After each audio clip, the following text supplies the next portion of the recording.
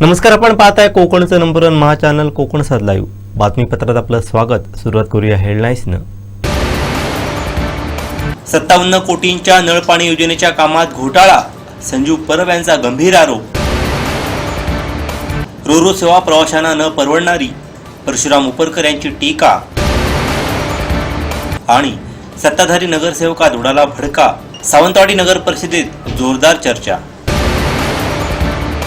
आता पाहूया सविस्तर बातम्या. पुढारीच्या ऑफिसला गेलो होतो. अर्धा तास पुढारी न्यूज चॅनलला माझी डिबेट झाली. छत्रपती शिवाजी महाराजांचा हरियाणामधल्या भाजप आमदाराने जो अपमान केला त्याच्या विरोधामध्ये डिबेट होती. त्या डिबेटमध्ये मी भारतीय जनता पक्षाचं प्रशांत कोरटकर, श्रीपाद छिंदम, राहुल सोलापूरकर, भगतसिंग कोश्यारी, जय भगवान गोयल ही माणसं शिवाजी महाराजांचा अपमान वारंवार कसा करतात असा मी सवाल उपस्थित केला. ती चर्चा वादळी चर्चा होती, पण वैचारिक आणि संयमी पद्धतीनं मी चर्चा करत होतो. चर्चा झाल्यानंतर चर्चेच्या दरम्यान मला आमच्या प्रदेशाध्यक्षांचा हर्षवर्धनजी सपकाळ यांचा फोन होता एका कामासाठी. तो घेता आला नाही चर्चा असल्यामुळे. चर्चा संपल्या मी स्टुडिओमध्ये बसूनच आमच्या प्रदेशाध्यक्षांना फोन लावला. तोपर्यंत तुषार दामगुडे जो माझ्यासोबत चर्चेला बसलेला होता तो बाहेर गेला. अर्ध्या मिनिटाच्या अंतरानं मी त्याच्या पाठोपाठ बाहेर निघालो. प्रदेशाध्यक्षांशी मी बोलत होतो. पुढारीच्या गेटमध्ये मी हर्षवर्धनजी सपकाळ यांना फोनवर बोलत, उजव्या बाजूला मी माझी टू व्हीलर होती तिकडे गेलो. मागून मला शिवीगाळ केल्याचा आवाज आला, ऐकायला इकडे वगैरे म्हणल्याचा. मी मागं बघितलं, माझा फोन चालू होता. मागं बघितल्यानंतर मी ते 3-4 जण उभा होते. त्या तुषार दामगुडे या एकाला मी ओळखत होतो. तिथे गेल्यानंतर तू फोन ठेव ऐकायला, हर्षवर्धन सपकाळला बोलल्यानंतर तुला राग का येतो असा म्हणून पहिला त्यांनी जाब मला विचारला. आणि हर्षवर्धन सपकाळ का तुला बाप आहे का भाऊ आहे असं त्यांनी मला विचारलं. मी फोन कट केला आणि मी बोलताना मी त्याला प्रतिवाद करतोय तोपर्यंत त्यानं दुसरं मला सांगितलं की भाजपाला तू एवढं का तोंडाची वाफ दवडतो, भाजपाच्या विरोधात का बोलतो, आणि उजव्या बाजूला बघ माझ्या कमरेला काय आहे असं म्हणून दाखवलं. मी उजव्या बाजूला बघितलं तर त्याच्या कमरेला पिस्तूल होतं. शर्टाची बाही वर करून तुम्हाला पिस्तूल दाखवत होता. ते पिस्तूल पाहिल्या मी असल्या खेळण्याला आम्ही भीक घालत नाही, आम्ही घाबरत नाही असं म्हणल्यानंतर त्यानं माझ्या उजव्या गालावर चापटा वगैरे मारायला सुरुवात केली. मी बेसावत होतो. फोन माहीत ठेवून अर्धा मिनिट झाला होता. मला वाटलं नाही असा हल्ला वगैरे होईल, पण ते 3-4 जण तयारीने आलेले होते. गुंड लोक होती ती. आधीच माझी वाट बघत बसलेली CCTV मध्ये दिसतंय. मला बोलावून घेऊन लाथाबुक्क्यांनी त्याच्या 4-5 सहकार्यांनी मारहाण केली. आणि पुन्हा पुण्यात जीवन थिंडायचं असेल तर तो बोलायचं नाही भाजपाच्या विरोधात असं म्हणून मला लाथाबुक्क्यांनी मारहाण केली. पुण्यामधला पत्रकारितेमधला कॅमेरामॅन मित्र माझा निखिल करंदीकर यानं मला त्या सगळ्या गुंडांच्या तावडीतून सोडवलं. पुढारी ऑफिसमधली पत्रकार सगळे बाहेर आले. लोक गोळा होत आहेत म्हणल्यानंतर आणि मी तिथंच थांबून आहे आक्रमकपणे, तुम्ही मला घाबरवू शकत नाही असं म्हणल्यानंतर मला अस्वस्थ होत होतं. मला आताही अस्वस्थ होते. थोड्या वेळात पोलीस आले. आमची काँग्रेसची सगळी नेते मंडळी कार्यकर्ते तिथं आले. जबाब दिलाय मी. भारतीय जनता युवा मोर्चाचे ते सगळे गुंड होते असं कळतंय. पिस्तूल लावून भारतीय जनता पक्षाच्या परराष्ट्र मंत्र्यांसोबत, अर्थमंत्र्यांसोबत फोटो असलेला हा तुषार दामगुडे आमचा आवाज बंद करण्यासाठी धमक्या देतोय, मारहाण करतोय. मी मेडिकलला जातोय. माझ्या बसगाडीमध्ये लाथा बसलेल्या आहेत. माझ्या अगोदरच मला एक जखम होती, त्याला नाकाला त्यांनी मारलेला आहे. मला अस्वस्थ होत आहे. मी विनंती करतो मला दवाखान्यात जाऊन मेडिकल करू द्या, नंतर मी आपल्या सगळ्याची. ते कार्यकर्ते ते म्हणतात हिंदुत्ववादी होते, भाजपचे होते. मला माहित नाही शिवाजी महाराजांच्या विषयावर मी शिवाजी महाराजांचा अपमान भाजपवादी का करतात याचा त्यांना राग आला आणि भाजपच्या विरोधात तू का बोलतो हे त्यांचं पहिलं वाक्य होतं. दुसरं, हर्षवर्धन सपकाळ तुझा का बाप भाऊ आहे का, त्याला बोलल्यास तुला का राग येतो, आम्ही त्याला शिवाय देऊ नाही तर काय करू. मी ते माझे प्रदेशाध्यक्ष आहेत असं म्हणेपर्यंत पुण्यात राहायचंय, जिवंत राहायचंय, तर हे कमरेला बघ, खाली बघ काय उजव्या बाजूला असं म्हणल्यानंतर ती पिस्तूल दिसली आणि लाथाबुक्क्यांनी त्यांनी मारहाण केले. मला यापूर्वी त्यांना कधी बघितलं होतं? मला सगळे की अननोन लोक आहेत माझ्यासाठी. आमच्या काँग्रेस कार्यकर्त्यांनी सांगितलं वेगवेगळ्या भागातल्या की ते भारतीय जनता युवा मोर्चाचे आहेत. त्यांचे पेज बघितले, अकाउंट बघितले. पुण्यामधलेच आहेत ते सगळे गुंड. त्यातले काही जण त्यांच्यावर गुन्हे दाखल आहेत, गुंड प्रवृत्तीची लोक आहेत. पण या असल्या बंदुकी घेऊन येणाऱ्या आणि गोळी मारायची धमकी देणाऱ्या गोडसेच्या अवलादीला मी महात्मा गांधींचा कार्यकर्ता आहे. काँग्रेस पक्षाचा राहुलजी गांधींचा कार्यकर्ता आहे. काँग्रेस पक्ष माझ्या पूर्ण पाठीशी आहे. पुण्यातले सगळे काँग्रेसचे नेते संजय जगताप, अविनाशजी बागवे, अभयजी छाचेल सोबत आहेत. 4 दिवसापूर्वी काँग्रेस भवनवर यांनी हल्ला केला. आज माझ्यावर हल्ला केला. तर आम्ही या गोडसेच्या अवलादीला लढायला आम्ही मैदानात आहोत. मला थोडं अस्वस्थ होते. मला पोलिसांनी माझा जबाब घेतलाय. तो आता दाखल करायची प्रोसेस चालू आहे. आमच्या प्रशांतजी जगताप तिथं आहेत, अविनाशजी तिथं असणार आहेत स्वतः. मला अस्वस्थ होते म्हणून मला ते मेडिकलला घेऊन जायची ते घाई करतायत. मी ते मेडिकल झालं की गुन्हा कोणता दाखल करतायत काय मी माहिती देईन. आपल्याला विषय सांगतो. ज्या नगराध्यक्ष मॅडम सुट्टीवर गेला आहे त्या ऑनलाईन पद्धतीने त्यांची उपस्थिती होती आणि सन्माननीय जे प्रभारी नगराध्यक्ष आहेत निरोडेकर हे जाग्यावर होते. आम्ही त्यांना विचारलं, एक कोणतरी नगराध्यक्षा समोर आम्ही आमचे विषय मांडू शकतो, दोन्ही नगराध्यक्ष आमची मीटिंग चालू शकत नाही, काहीतरी एक बंद करा, एक तर ऑनलाईन बंद करा, नाहीतर निरोडेकर साहेबांना बाजूला राहायचं, अशा पद्धतीने सांगितलं. त्याच्यानंतर निरोडेकरांनी लगेच आदेश दिले. मी त्यांचं अभिनंदन करतो की जे ऑनलाईन आहे ते बंद करा. त्याप्रमाणे प्रशासनाने ऑनलाईन बंद केलं आणि मी अनेक विषय मांडले. इंदिरा गांधी कॉम्प्लेक्सचे विषय मांडले. यात त्यांना 5-5 वर्षाची भारी भरावी लागणार आहे. 4 वर्ष प्रशासनाने काय केलं नाही. मी जेव्हा आठवण केली त्यावेळी त्यांना स्मरणपत्र पाठवलं. आत्ता पाठवलं एक 15-20 दिवसात. 4 वर्ष प्रशासन झोपू नये ती त्यांना आठवण करून दिली, जेणेकरून जे तिथं गाळे मालक आहेत ते कुठले पण 7-7 लाख रुपये. मग त्यांना असं मी सांगितलं नगराध्यक्ष साहेबांना की त्यांना मुदत द्या किंवा हप्त्याने पैसे घ्या, पण हे लवकर करा. ही गरीब लोक आहेत, किंवा त्यांना त्रास होईल आणि आज नगरपालिका खर्च करते. असे विषय आहेत. त्याच्यामुळे जास्त बाकीची केळी मिळून झाली. आरोग्याला आम्ही कोणी विरोध केला नाही. नळपाणी जी योजना आहे त्याच्यावर अधिकारीच नाही आहे. बांधकाम बघ 57 कोटी पाण्यात जातील. 57 कोटी आहेत ते पाण्यात जातील. उद्या जर फोर्सफुली पद्धत नाही आलं पाणी तर याला जबाबदार कोण? कॉन्ट्रॅक्टर काम करून जाईल. तर एक तज्ज्ञ नेमावा, इंजिनियर नेमावा, ज्याला त्याच्याबद्दल माहिती आहे. आज जे काम झालंय त्या कामावर माझा विश्वास नाही आणि या कामासंदर्भात कोणी काय केलं घोटाळे ते मी योग्य वेळी तुम्हाला सांगेन. माझ्याकडे पुरावे आहेत.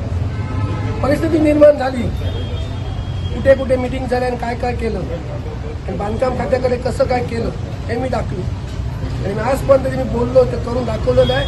हे पण दाखवलं. जे काम चालू आहे सगळे लोक धुळ्यात आहेत. कोणतीही प्रशासनाला काळजी नाही आहे. भटक्या कुत्र्यांबाबत आपण घेतलं पाहिजे. मी स्वतः त्यावेळी माझ्या स्वखर्चाने भटक्या कुत्र्यांसाठी काही गोष्टी केल्या होत्या. आता आम्ही नगरपालिका म्हणून करतोय, तो संवेदनशील विषय आहे, त्या विषयावर बोलणार नाही. भटक्या कुत्र्यांचा बिमोड म्हणण्यापेक्षा जे काही करायला पाहिजे ते केलं पाहिजे, जेणेकरून तो कुठं चावा देणार नाही कोणाचा, या गोष्टी पाळल्या. ते काम कशा पद्धतीने चालू आहे. आज तज्ज्ञ नसताना ते काम चालू आहे. कामाचा घोटाळा. आणि पालकमंत्र्यांच्या सुरू असलेली कामे ही जनतेला फसवणूक करणारी आहे. आज जनतेची फसवणूक करण्यासाठी मागच्या चतुर्थीमध्ये प्रवासी बोट वाहतूक होणार आणि चाकरमानी गणपतीला प्रवासी बोटीतून येणार अशा प्रकारची घोषणा केली. ती घोषणा आता 1 मार्चला आता सुरू करणार आहोत. पण त्या बोटीमध्ये येताना जी तिकिटाची किंमत लावलेली आहे ती सर्व प्रवाशांची तिकिटाची किंमत जी आहे ती किंमत न परवडणारी आहे. 3,000, 5,000, 7,000, 9,000 एवढी तिकीटं प्रवाशांना आणि त्याशिवाय प्रत्येक गाडीला तिकीट. ते गाडीचं तिकीट लागल्यानंतर आज हे न परवडणारं असलेलं प्रवासी वाहतूक ज्या बोटीतून आहे ती बोट रात्री 7 वाजता पोहोचणार आहे. संध्याकाळी 7ची 8 पण होईल. पण तिथून येताना आनंददायी बोटीतून येणारे प्रवासी येताना पुढे हायवेपर्यंत किंवा कणकवली कुडाळ इथपर्यंत कसे जाणार याचं नियोजन अद्याप काही झालेलं नाही. किंवा त्या बोटीपर्यंत बोट पकडायला जाण्यासाठी बसेसची व्यवस्था केली आहे का तशा प्रकारची पण सुविधा झालेली दिसत नाही. त्यामुळे अशा अपुरी आणि घाई गडबडीत जे करण्याचा प्रयत्न करत असलेले पालकमंत्री या जिल्ह्याच्या सर्वच घोषणा ज्या करतायत ते परवडणार नाही. एका बाजूने त्यांचेच वडील खासदार म्हणून केंद्रीय मंत्री म्हणून 6 तासात किंवा 7 तासात तुम्ही गाडीने येणार मुंबई गोवा हायवेने. जर गाडीने येणार असतील तर आमचा चाकरमानी किंवा आमच्या गावाला या गाडीतून जाताना त्या गाडीत फक्त 2,000 ते 3,000चं CNG भरल्यानंतर तो मुंबईत 4 ते 5 जण जाऊन पोहोचू शकतात. रेल्वेने 1200-1500च्या तिकिटामध्ये किंवा 300च्या तिकिटामध्ये गावामध्ये 7 तासात किंवा 8 तासात येऊ शकतात. मग या बोटीची गरज किंवा बोटीची ही जी प्रवाशांना आपण केलेली आहात ती किती दिवस चालणार आहात? ही कायमस्वरूपी चालणार आहे की कालखंडासाठी आपलं फक्त आपल्या अन्य योजना जशा चालू झाल्या की बंद पडतात तशा प्रकारच्या बंद पडणार आहेत? याचं पण उत्तर द्यावं. या बोटीतून खरोखर पर्यटक येणार आहेत की जमीन खरेदी करणारे जे असलेले परप्रांतीय येणार आहेत? हे पण एकदा पालकमंत्र्यांनी जाहीर करून सांगावं. पालकमंत्री जनतेची दिशाभूल आणि समाजांची दिशाभूल करत आहे. परवा शिवजयंतीनिमित्त सांस्कृतिक भवन आणि स्मारक त्या ठिकाणी करण्याच्या दृष्टीने कलादालन करण्याच्या दृष्टीने उद्घाटन केलं. त्यावेळी मराठा समाजाच्या सांस्कृतिक भवन म्हणून नाव देऊन अन्य समाजाच्या भावना दुखावलेल्या आहेत. कारण कोणत्याही असलेल्या सांस्कृतिक संचालनाकडून अशा समाजाच्या नावाने कोणतंही सांस्कृतिक भवन बनलं जात नाही. अशा प्रकारची ही रीत आहे. पण त्या ठिकाणी मराठा समाजाचे लोक मला निवडणूक काळात भेटले म्हणून या ठिकाणी मी मराठा समाजाच्या सांस्कृतिक भवन तयार करतो अशा प्रकारचं सांगून अन्य समाजाला पण अशाच प्रकारच्या त्या ठिकाणी शासकीय जागेमध्ये सांस्कृतिक भवन देणार आहेत का?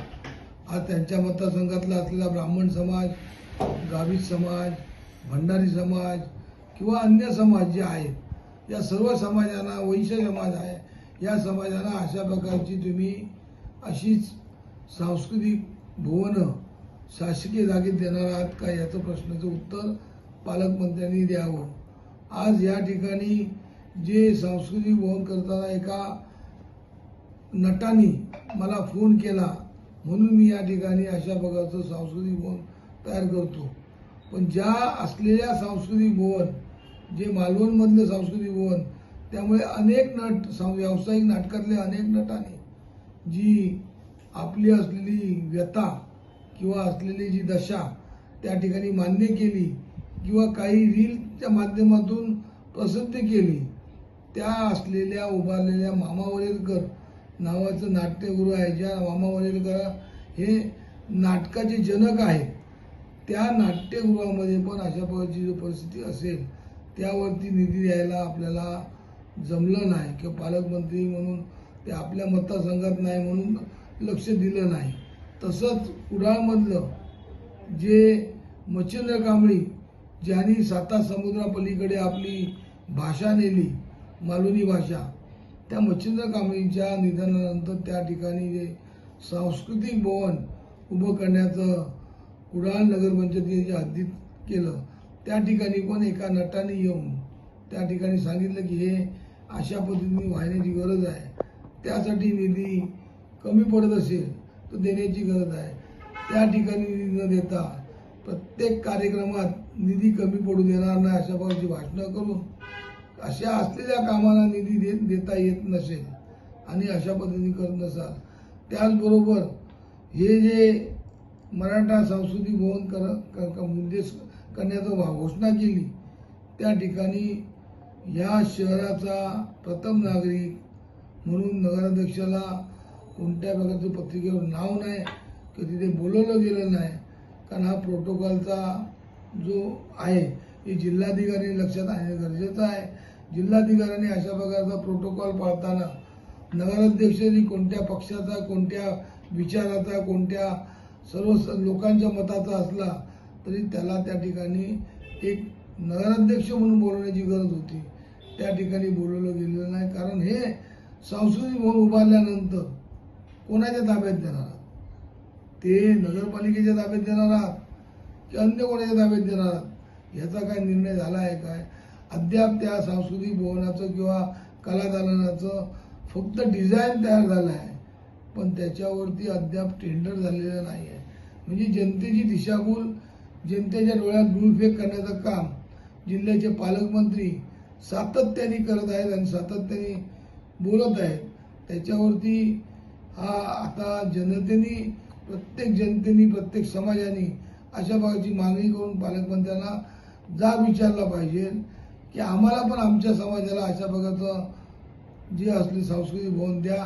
मराठा समाजाला एकाला दिल्याबद्दल आमचं दुमत नाही, पण मराठा समाजाच्या बाबतीत जर असेल जे असलेलं आपल्या जिल्ह्याचं मराठा समाज जे सांस्कृतिक भवन आहे त्याचे अध्यक्ष तुमचे वडील या जिल्ह्याचे खासदारच आहेत. ते आज किती वर्ष अध्यक्ष म्हणून ते अपूर्ण राहिलेले आहे. ते पूर्ण करण्यासाठी प्रयत्न करण्याची गरज आहे. त्यामुळे प्रत्येक ठिकाणी अशा प्रकारे होत असेल तर या विरोधात आम्ही तक्रार करणार आहोत. सावंतवाडी नगर परिषदेची सर्वसाधारण सभा आज नगर परिषदेच्या लोकमान्य टिळक सभागृहात प्रभारी नगराध्यक्ष ॲडव्होकेट अनिल निरवडेकर यांच्या उपस्थितीत खेळीमेळीच्या वातावरणात पार पडली. 48 ठरावांना यावेळी सत्ताधारी व विरोधी नगरसेवकांनी सूचना मागण्यांसह मंजुरी दिली. मात्र सभा संपताच सत्ताधारी नगरसेवकात तू मैमय झाल्याची जोरदार चर्चा नगर परिषदेत सुरू आहे. आज पालिकेच्या सभागृहात सर्वसाधारण सभा पार पडली. सभेच्या सुरुवातीला माजी नगराध्यक्ष तथा विरोधी नगरसेवक संजू परब यांनी ऑनलाईनवरून आक्रमक पवित्रा घेत आक्षेप घेतला. मात्र त्यानंतर सभा खेळीमेळीच्या वातावरणात पार पडली. प्रभारी नगराध्यक्ष ॲडव्होकेट अनिल निरवडेकर यांनी ही सभा उत्तमपणे हाताळत नगरसेवकांच्या सूचना मागण्या ऐकून घेतल्या. मात्र ही बैठक संपताच सत्ताधारी नगरसेवकात तू मैमय झाल्याची जोरदार चर्चा नगर परिषदेत सुरू आहे. नगरसेवकात आपापसात भडका उडाल्याची माहिती मिळत आहे. अखेर उपस्थितांनी या वादावर पडदा टाकल्याचं समजत असून नेमकं वादाचं कारण समजू शकलं नाही. मात्र सभागृहाबाहेरील या तू मैमयची जोरदार चर्चा सुरू आहे. सावंतवाडी शहरातील 57 कोटींच्या नळपाणी योजनेच्या कामात घोटाळा झाल्याचा आरोप संजू परब यांनी केला आहे. पहिल्यांदा मी तुला विषय सांगतो, ज्या नगराध्यक्ष मॅडम सुट्टीवर गेला आहे त्या ऑनलाईन पद्धतीने त्यांची उपस्थिती होती आणि सन्माननीय जे प्रभारी नगराध्यक्ष आहेत निरवडेकर हे जाग्यावर होते. आम्ही त्यांना विचारलं, एक कोणतरी नगराध्यक्षा समोर आम्ही आमचे विषय मांडू शकतो, दोन्ही नगराध्यक्ष आमची मीटिंग चालू शकत नाही, काहीतरी एक बंद करा, एक तर ऑनलाईन बंद करा, नाहीतर निरवडेकर साहेबांना बाजूला राहायचं अशा पद्धतीने सांगितलं. त्याच्यानंतर निरवडेकरांनी लगेच आदेश दिले. मी त्यांचं अभिनंदन करतो की जे ऑनलाईन आहे ते बंद करा. त्याप्रमाणे प्रशासनाने ऑनलाईन बंद केलं आणि मी अनेक विषय मांडले. इंदिरा गांधी कॉम्प्लेक्सचे विषय मांडले. यात त्यांना 5-5 वर्षाची भारी भरावी लागणार. 4 वर्ष प्रशासनाने काय केलं नाही. मी जेव्हा आठवण केली त्यावेळी त्यांना स्मरणपत्र पाठवलं. आत्ता पाठवलं एक 15-20 दिवसात. 4 वर्ष प्रशासन झोपू नये ती त्यांना आठवण करून दिली, जेणेकरून जे तिथं नाये मालक आहेत ते कुठनं भरणार 7-7 लाख रुपये. मग त्यांना असं मी सांगितलं नगराध्यक्ष साहेबांना की त्यांना मुदत द्या किंवा हप्त्याने पैसे घ्या, पण हे लवकर करा. ही गरीब लोक आहेत, किंवा त्यांना त्रास होईल आणि आज नगरपालिका खर्च करते. असे विषय आहेत. त्याच्यामुळे जास्त बाकीची खेळीमेळी झाली. आरोग्याला आम्ही कोणी विरोध केला नाही. नळपाणी जी योजना आहे त्याच्यावर अधिकारीच नाही आहे. बांधकाम बघतो. 57 कोटी पाण्यात जातील. 57 कोटी आहेत ते पाण्यात जातील. उद्या जर फोर्सफुली पद्धत नाही आलं पाणी तर याला जबाबदार कोण? कॉन्ट्रॅक्टर काम करून जाईल. तर एक तज्ज्ञ नेमावा, इंजिनियर नेमावा, ज्याला त्याच्याबद्दल माहिती आहे. आज जे काम झालंय त्या कामावर माझा विश्वास नाही आणि या कामासंदर्भात कोणी काय केलं घोटाळे ते मी योग्य वेळी तुम्हाला सांगेन. माझ्याकडे पुरावे आहेत. परिस्थिती निर्माण झाली, कुठे कुठे मिटिंग झाल्या आणि काय काय केलं आणि बांधकाम खात्याकडे कसं काय केलं हे मी दाखवलं आणि आजपर्यंत मी बोललो ते करून दाखवलेलं आहे. हे पण दाखवलं. जे काम चालू आहे सगळे लोक धुळ्यात आहेत. कोणतीही प्रशासनाला काळजी नाही आहे. भटक्या कुत्र्यांबाबत आपण घेतलं पाहिजे. मी स्वतः त्यावेळी माझ्या स्वखर्चाने भटक्या कुत्र्यांसाठी काही गोष्टी केल्या होत्या. आता आम्ही नगरपालिका म्हणून करतोय, तो संवेदनशील विषय आहे, त्या विषयावर बोलणार नाही. भटक्या कुत्र्यांचा बिमोड म्हणण्यापेक्षा जे काही करायला पाहिजे ते केलं पाहिजे, जेणेकरून कुठं चावा देणार नाही कोणाचा, या गोष्टी पाळलं. ते काम कशा पद्धतीने चालू आहे. आज तज्ज्ञ नसताना ते काम चालू आहे. कामाचा घोटाळा. जनतेचा विश्वास 7% लावण्याचा प्रयत्न करणार असल्याचं कुंभुर्ली मतदारसंघातील जिप सदस्या अनुराधा नारकर यांनी सांगितलं आहे. नमस्कार. सर्वप्रथम मी पोंबुर्ल्या जिल्हा परिषद मतदारसंघातून बिनविरोध निवडून आले. त्यासाठी मी आपल्या राज्याचे माजी मुख्यमंत्री आणि आपले विद्यमान खासदार माननीय श्री नारायण राणे साहेब, त्याच्यानंतर आपले पालकमंत्री नितेश राणे साहेब आणि आपल्या महाराष्ट्र राज्याचे प्रदेशाध्यक्ष रवींद्र चव्हाण साहेब आणि आपले मंडळाचे अध्यक्ष महेश नारकर साहेब यांच्या सर्वांचा मी सर्वप्रथम आभार मानेन की त्यांनी मला ही संधी इथे उभी राहण्याची संधी दिली आणि इथल्या जनतेने आणि इथल्या पदाधिकाऱ्यांच्या मेहनतीने मी बिनविरोध म्हणून निवडून आले. त्या जनतेच्या आणि त्या पदाधिकारी सर्वांचे मी मनापासून आभार मानते आणि जनतेने जो माझ्यावर विश्वास टाकला आहे तो मी सार्थ ठरवेन असे मी आपल्या चॅनलतर्फे त्यांना आश्वासित करते.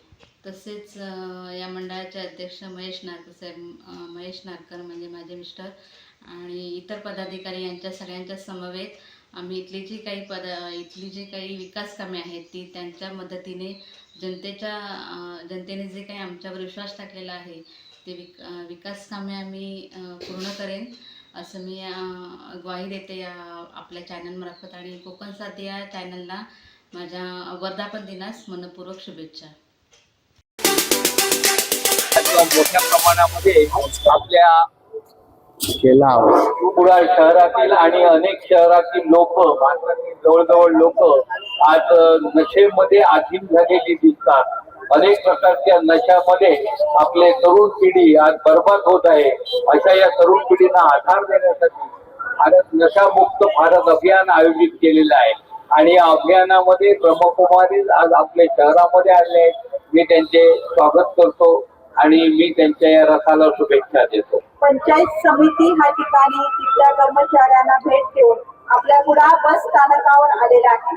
या रथाचा हेतू हाच आहे की मनुष्य व्यसनाधीन होऊन आपलं जीवन जो आहे तो बर्बाद करत आहे. जर नशा करायचा असेल तर नारायणी नशा करा, ज्याच्यातून मनुष्य नरापासून नारायण बनेल आणि नारीपासून लक्ष्मीचं उच्च पद प्राप्त करेल. गटारात घेऊन जाणारा नशा काय कामाचा आहे? हा नशा सोडून द्या. नशा अनेक वर्षापासून आहे, पण आम्हाला चिंता आता अशी आहे की गोव्याच्या जवळ असल्यामुळे, बॉर्डर असल्यामुळे इथे ड्रग्ज यायला लागले. ते फार खतरनाक आहेत. एकदा ड्रग्जचं व्यसन चालू झालं तर ते सोडणं फार मुश्किल असतं आणि कायदा, इथे वकील सर उभे आहेत, NDPS ऍक्ट 1982 हा फार कडक कायदा आहे आणि आमच्या कुडाळ शहरातली काही मुलं, कॉलेजची मुलं ड्रग्सच्या विळख्यामध्ये सापडायला लागलेले आहेत असे रिपोर्ट्स आहेत. तंबाखू, बिडी, सिगरेट तर होतच, पण आता हे ड्रग्ज हे नवीन व्यसन आलेलं आहे. तर आपण सर्वांनी जागृत राहूया. आपल्या विशेष शाळा कॉलेजमधल्या मुलांना आपण वाचूया. आमचा मेन फोकस जो आहे तो शाळा आणि कॉलेजमधली मुलं जी आहेत, जे देशाचं आणि घराचं पण भविष्य आहे, त्यांना आपल्याला वाचवायचं आहे. तर आमचे जास्तीत जास्त कार्यक्रम शाळा कॉलेजमध्ये असणार आहेत. आणि दुसरं, ज्यांना व्यसन सोडायचं आहे तर त्यांनी आम्हाला संपर्क केला तर आम्ही त्यांना विधी सांगू शकतो. गव्हर्नमेंट मेडिकल कॉलेज आपल्या बरोबर आहेत, डॉक्टर्स आहेत आणि ब्रह्मकुमारीचं राजयोग मेडिटेशन. आम्ही असं म्हणतो मेडिसिन आणि मेडिटेशन दोघींनी तुम्ही कंबाईन केलं तर तुम्हाला रिझल्ट चांगले येतील. तर आम्ही दोन प्रकारे काम करणार. एक प्रिव्हेन्शन, म्हणजे जी मुलं अजूनपर्यंत गेलेली नाही आहेत व्यसनाकडे त्यांना थांबवण्याचं काम करणार आहे. आणि दुसरं, जी गेली आहेत, सुरुवात केलेली आहे, त्यांना आपण परत खेचायचं आहे. आणि जी अडकलेली आहेत त्यांना मानसोपचार, औषध आणि मेडिटेशनद्वारे व्यसनातून बाहेर आणायचं. आता हे सोपं काम नाही आहे, याला खूप वेळ लागणार आहे. हे फक्त एक गाडी फिरवली आणि भाषण केलं असं होणार नाही आहे. हे लॉंग टर्म प्रोजेक्ट आहे. म्हणजे हे अनेक महिने आपल्याला करावं लागणार आहे आणि त्याची सुरुवात आम्ही केलेली आहे. तुम्हाला तुमच्या कुठल्याही गावामध्ये कार्यक्रम करायचा असेल, या कुडाळ जिल्ह्यातील कुठल्याही शाळा कॉलेजमध्ये प्रोग्राम घ्यायचे असतील तर तुम्ही आम्हाला बोलवू शकता. आणि मी पुन्हा सांगतोय, फक्त सरकारचं काम नाही आहे, फक्त ब्रह्मकुमारीचं काम नाही किंवा फक्त इथे ज्या NGOs आहेत किंवा यांच्यासारखे प्रतिष्ठित लोक आहेत त्यांचं काम नाही. आपल्या सगळ्यांनी मिळून जर काम केलं तरच व्यसन मुळापासून जाणार.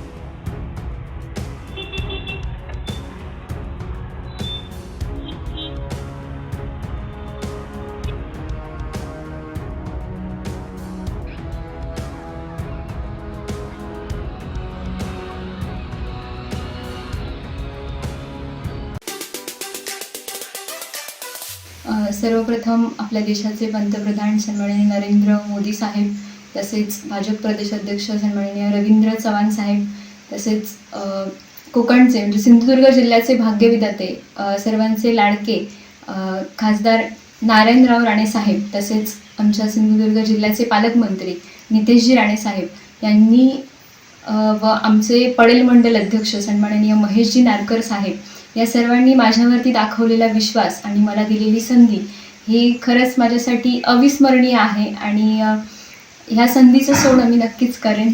लहानपणापासूनच वडिलांना राणे साहेबांसाठी काम करताना पाहत आलेली आहे, त्याच्यामुळे मी जरी राजकारणात नवीन असेल तरी ही संधी मला त्यांच्या कामामुळेच कुठेतरी मिळालेली आहे. त्याच्यामुळे या सगळ्याचं श्रेय हे माझ्या वडिलांना जातं. त्यांच्या कामामुळे आणि त्यांचा लोकांपर्यंत असलेला जनसंपर्क या सगळ्यामुळे मला ही संधी मिळाली. हे माझ्यासाठी खूप सर्वप्रथम मी माझ्या संपूर्ण संघातील मतदार बंधूंचे आणि भगिनींचे आभार व्यक्त करेन, कारण की त्यांनी मला ही बिनविरोध पंचायत समिती सदस्य म्हणून निवडून दिलं आणि त्यांच्या प्रत्येक छोट्या छोट्या गोष्टी म्हणजे काहीही असेल तर ते मी ज्या त्यांच्या मूलभूत गरजा असतील किंवा अगदी छोट्या छोट्या गोष्टी जाणून घेऊन त्याच्यासाठी मी 100% काम करण्याचा प्रयत्न करेन. त्यांचे मी मनपूर्वक आभार व्यक्त करेन आणि अगदी म्हणजे मरेपर्यंत माझ्या शेवटच्या श्वासापर्यंत मी त्यांची कायम ऋणी राहीन. तसेच कोकण साद लाईव्हच्या वर्धापन दिनासाठी माझ्याकडून माझ्या संपूर्ण पणसगाव पंचायत समिती मतदारसंघातून खूप खूप शुभेच्छा देते. आपल्या जिल्ह्याचे भाग्यविधाते कोकणचा घाण्यावाग म्हणून ज्याला संबोधलं जातं ते आमचे लाडके नेते, ज्यांच्या नेतृत्वामुळे माझ्यासारखा सर्वसामान्य कार्यकर्ता समाजात एक नाव मिळालं. संपत्ती किती मिळवली यापेक्षा मला तरी माझ्यासाठी मोठी संपत्ती जर कोण असेल तर राणेसाहेब आहे, कारण त्यांच्यामुळे संतोष चव्हाण हा समाजामध्ये कुठेतरी नावलौकिक कमवून पुढे आला. आणि हे सगळं करत असताना, समाजासाठी काम करत असताना बऱ्याच वर्षाची माझं एक स्वप्न होतं की मला सुद्धा कुठेतरी अशी संधी मिळावी, जिल्हा परिषद असो किंवा पंचायत समिती असू दे. पण परमेश्वर कृपेने कुठेतरी बघा आपण केलेल्या चांगल्या कामाचं मूल्यमापन हे परमेश्वराच्या ठिकाणी होत असतं आणि तेच माझ्या बाबतीत घडलं आहे. कारण काल माझ्या मुलीला पंचायत समितीसाठी लोकांनी उत्स्फूर्तपणे नाव पुढे आणून चर्चेत आणून मला संधी निर्माण करून दिली. आणि ही नुसती संधी नाही, निवडणूक जरी झाली असती तरी मला अगदी मोठ्या मताधिक्याने माझी मुलगी पंचायत समितीला निवडून आली असती, त्याच्यात कुठल्याही प्रकारचा वादच नाही. परंतु बिनविरोध निवड झाली हा सुद्धा माझ्यासाठी खूप आनंदाचा विषय आहे, कारण केलेल्या कामाची पोचपावती परमेश्वराने माझ्याजवळ दिलेली आहे असं मला वाटतं. 2007 साली मी सरपंच झालो.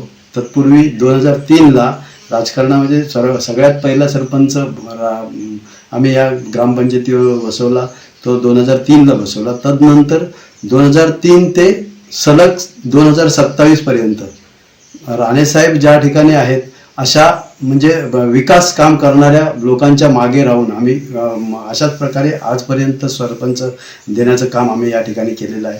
ज्या ठिकाणी राणेसाहेबांचं एक वाक्य आहे, ज्या ठिकाणी मी असतो त्या ठिकाणी मी 100% असतो, यात कुठेही वाद नाही. आणि त्याच प्रकारचं काम आम्ही प्रत्येक ज्या ठिकाणी आहोत त्या ठिकाणी 100% काम करतोय. नेतृत्व मानून काम करणारी माणसं आम्ही आहोत आणि सर्वसामान्यांना मदत करणे, सर्वसामान्यांच्या गरजा समजून घेणे, त्यांना उपयोगी पडणे हेच आमचं काम आहे आणि ते आम्ही करत आलो. समाजामध्ये म्हणजे पक्षामध्ये काम करत असताना 80% समाजकारण आणि 20% राजकारण मानणारी माणसं आम्ही आहोत आणि तशा प्रकारचं काम आम्ही या ठिकाणी केलं आणि त्याचीच पोचपावतीही आहे असं. बिनविरोध होण्याच्या अगोदर मी तरी सांगू इच्छितो की निवडणुकीच्या प्रक्रियेमध्ये माझ्या मुलीचं जेव्हा नाव आलं तेव्हा मी दर दिवशी प्रत्येक जे 10 गाव माझ्या मतदारसंघामध्ये येतात त्या 10 गावातल्या प्रत्येक 10 माणसांना जाऊन मी भेटीगाठी घेत होतो, कारण मला निवडणुकीला समोर जायचं आहे हे मी माझ्या मनोमन ठरवलेलं होतं आणि त्याप्रमाणे माझं काम चालूच होतं. आणि अनावधानाने जी मुलगी माझ्या समोर जी उभी राहिली होती त्यांनी समोरून सांगितलं की बाबा आम्ही असं त्याच्यावर कुठल्याही प्रकारचं दबाव आणला नाही किंवा काय नाही, पण समोरून सांगितलं की काका मला इथे थांबायचं आहे. मी त्याला सांगितलं, कौतुकाने सांगितलं की बाबा ठीक आहे, धन्यवाद तुझे, जर तुम्ही असा निर्णय घेत असाल तर आमच्यासाठी खरोखरच आम्ही तुमचे केलेलं जे ऋण आहे ते आपण साठवून ठेवून भविष्यात तुमच्यासाठी कुठे काम करायला संधी मिळाली तर आपण तुम्हाला सहकार्य करू आणि त्याबरोबर तशा प्रकारे मी असं जातीनिशी बाबा तुम्ही मागे घ्या असं आम्ही कुठल्याही प्रकारचं दबाव तंत्र किंवा आर्थिक प्रलोभना आम्ही कुठल्याही प्रकारे दिलेले नाही, हे अगदी मी प्रामाणिकपणे सांगू शकेन.